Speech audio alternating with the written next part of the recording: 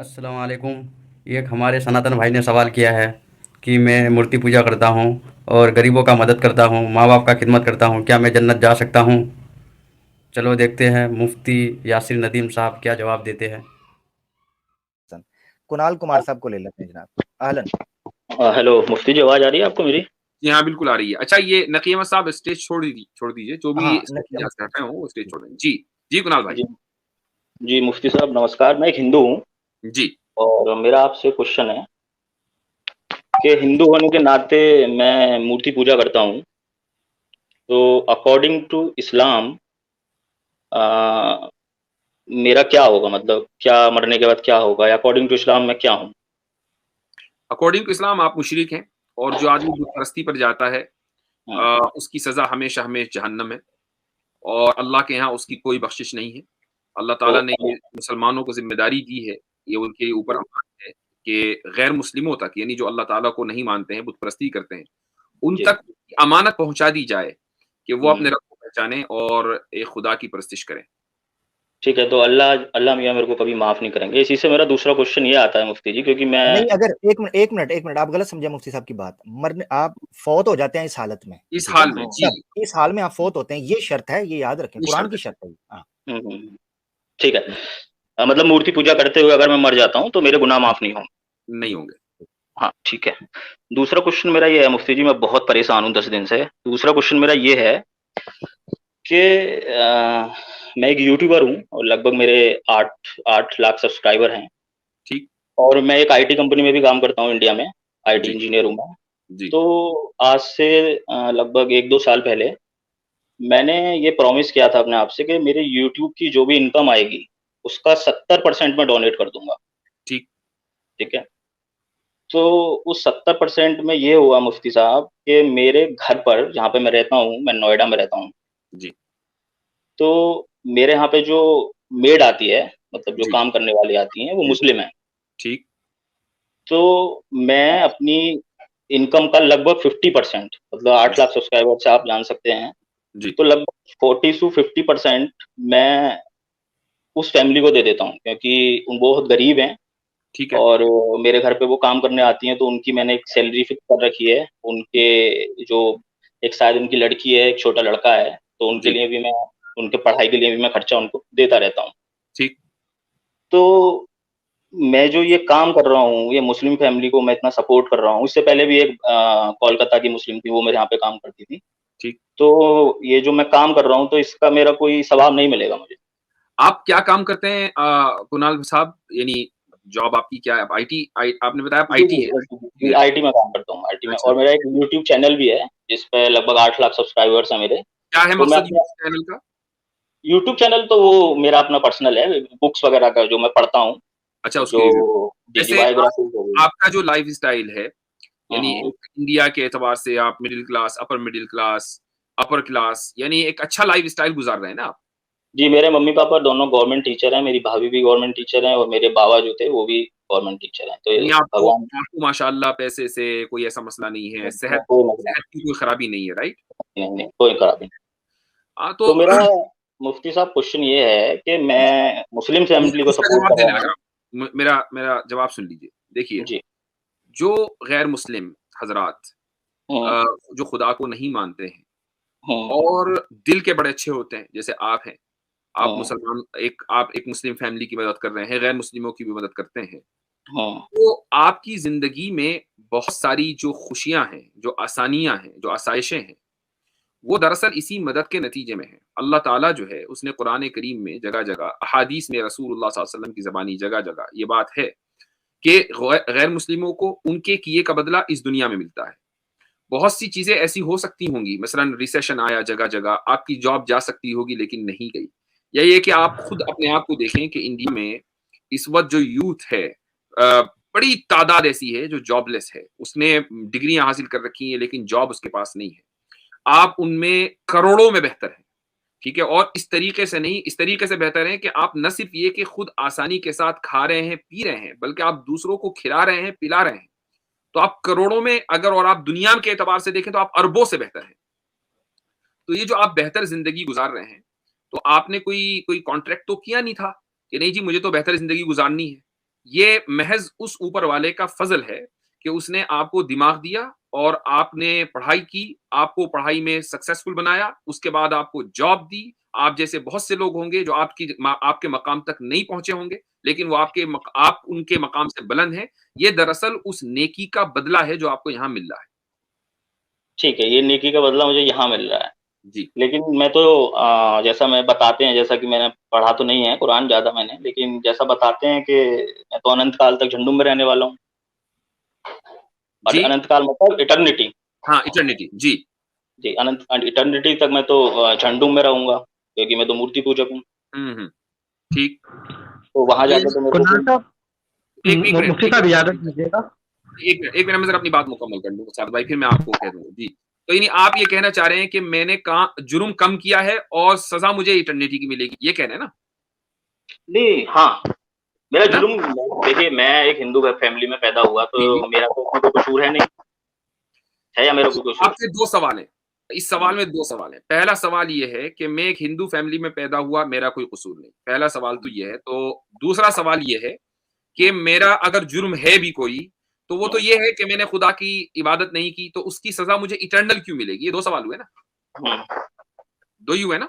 नहीं, मेरा सवाल ये है कि मान लो जैसा कि आप बोलते हो कि इस्लाम ही सबसे सच्चा धर्म है और अल्लाह ही केवल खुदा है, मान लिया, ठीक है? और मुस्लिम ही उसके बनाए हुए सच्चे वो हैं, जो जिनको वो पैदा करता है और जो अल्लाह को मानते हैं। तो मैं तो जैसे कि अभी ईद पर वो मेरे से छुट्टी लेके गई हैं, मैंने उनको 4 दिन की ईद पे छुट्टी दी। तेज आ रहा है, बार-बार खटखट की आवाज़ हो रही है। जी, जी, जैसे कि अभी ठीक आ रही है?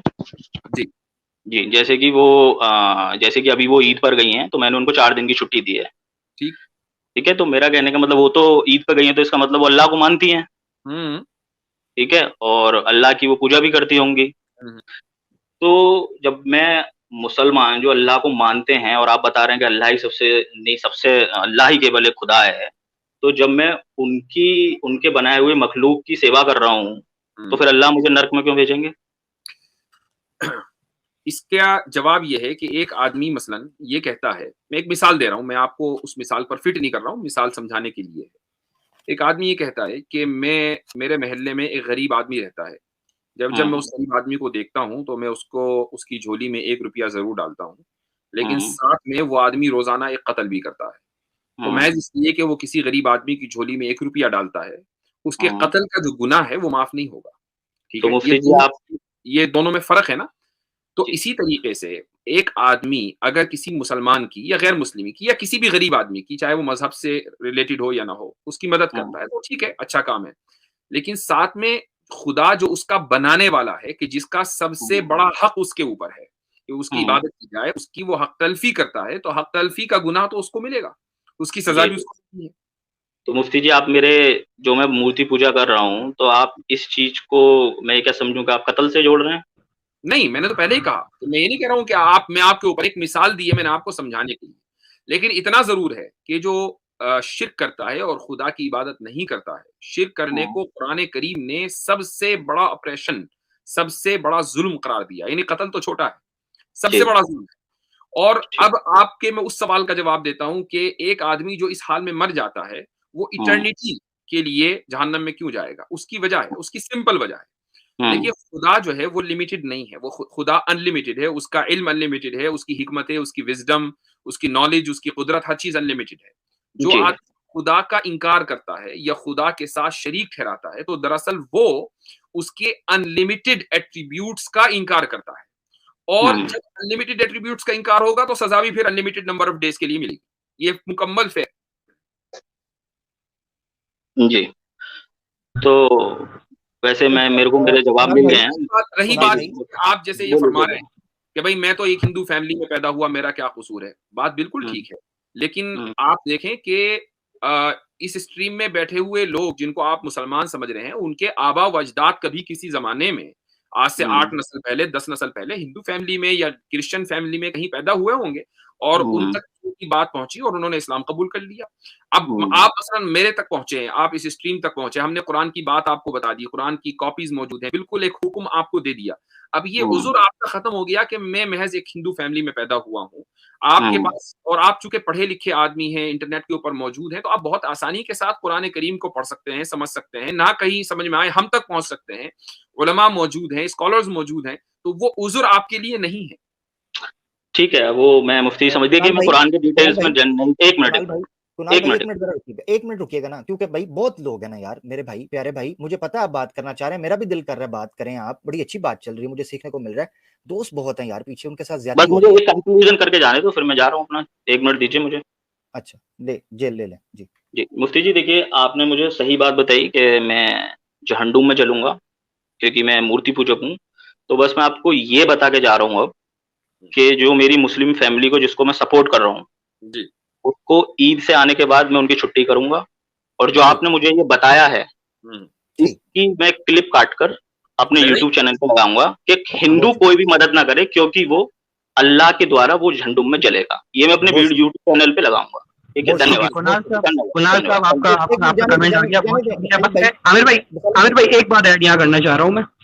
देखिए हमारे यहाँ एक बड़ा गलत कॉन्सेप्ट पाया जाता है कि ये किया गया इस्लाम के बारे में कि हम ये समझते हैं कि एक हिंदू जो है वो, जिस तरह इन्होंने जिक्र किया कि मूर्ति पूजा करता हूँ इसीलिए मैं जहन्नुम में जलूंगा। भाई एक मुसलमान भी अगर मूर्ति पूजा करेगा तो वो भी जो है ना वो इनडायरेक्टली वो भी जो है ना वो जहन्नुम की आग में जलेगा।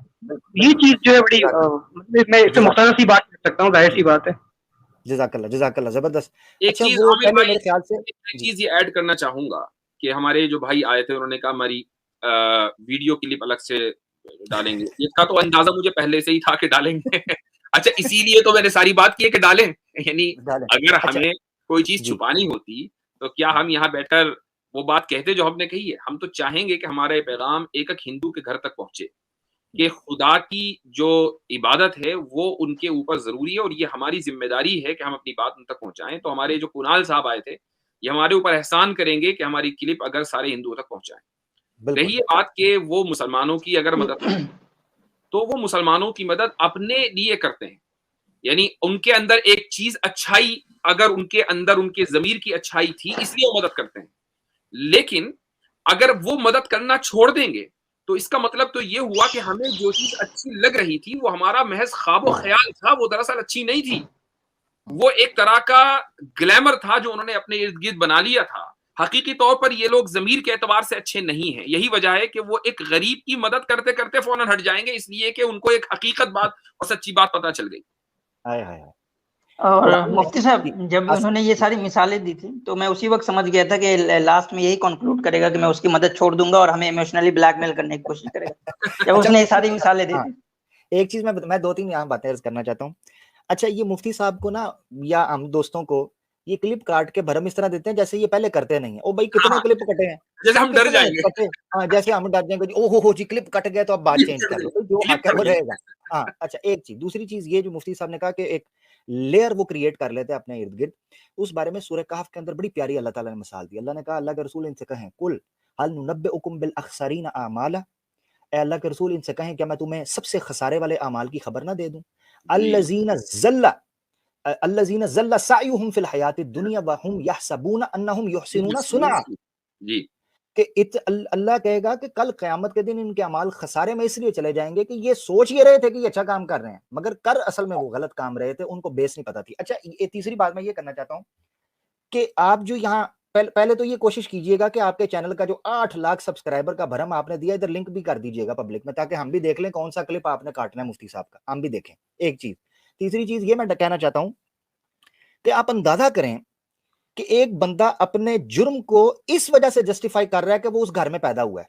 इस तरह तो हर चोर का बेटा अपनी चोरी को इसलिए करेगा जी मैं चोर का बेटा था। अच्छा, मुझे ये बताएं कि दुनिया अकली तौर पर किस बंदे को सराहती है जो गरीब घर में पैदा होकर स्ट्रगल करके अमीर बने या अमीर बाप का अमीर बेटा हो। बहुत अच्छा, आप कोई बंदा ये उसे पेश कर सकता है। मतलब इसीलिए वो स्टीव जॉब्स की बात मुझे बड़ी, वो कहता है कि कोई इसमें कबाहत नहीं है कि आप गरीब घर में पैदा हुए, मसला ये है if you die poor, if you don't struggle, ठीक है, स्ट्रगल हार्ड, तो मसला ये है। ये उज़र अल्लाह के सामने क्या, ये इंसानों के सामने नहीं चल सकता, तो अल्लाह तो फिर अलीमुम बिज़ाति सुदूर है। बहुत शुक्रिया कि मैं जी इस घर में एक पैदा हुआ। चीज और जहन में एक हदीस आ रही है आमिर भाई, रसूलुल्लाह सल्लल्लाहु अलैहि वसल्लम ने फरमाया कि तुरज़क़ून बिदुआफ़ाइकुम, कि वाह, तुम्हें जो रिस्क दिया जाता है वो इसलिए दिया जाता है कि तुम अपने इर्द गिर्द जो तुम्हारे कमजोर लोग हैं माली एतबार से, तुम उनकी मदद करते हो। एक आदमी अगर मान लीजिए मदद कर रहा है, मसलन ये आदमी आया था, ये मदद कर रहा है अपनी मेड की, तो ये भी तो हो सकता है ना कि उस मेड की बरकत से अल्लाह ताला इसको इतना दे रहे हो कि ये दूसरों को और दूसरों की मदद करे। तो ये भी करके देख ले, अल्लाह उस औरत को तो रिस्क मिलना है, तो देखिए अल्लाह ताला ने उसका रिस्क कहाँ लिखा हुआ है कि एक जबरदस्त ऐसे आदमी के जरिए उसको खिला रहा है कि जो आदमी खुद अल्लाह को नहीं मानता। जबरदस्त जबरदस्त। अब वो ऐसी जगह चली जाएगी जहां अल्लाह को मानने वाले हैं, वो वहां से मिल जाएगा उसको, उसका और कोई फिर नुकसान होने वाला नहीं है। उसका कोई नहीं। और हजरत फिर ये इस्लाम ही है ना, मैं कुर्बान जाऊं इस्लाम के अहकामात के ऊपर कि जी नबी की बीवी के ऊपर तोहमत लगती है और अबू बकर सिद्दीक कहते हैं मैं इसका खर्चा बंद कर दूंगा। अल्लाह ने कुरान में आयत नाजिल करके कहा खर्चा नहीं बंद होगा जो तुम अल्लाह के लिए जी करते हो, जी खर्चा जी नहीं बंद होगा। ये है इस्लाम।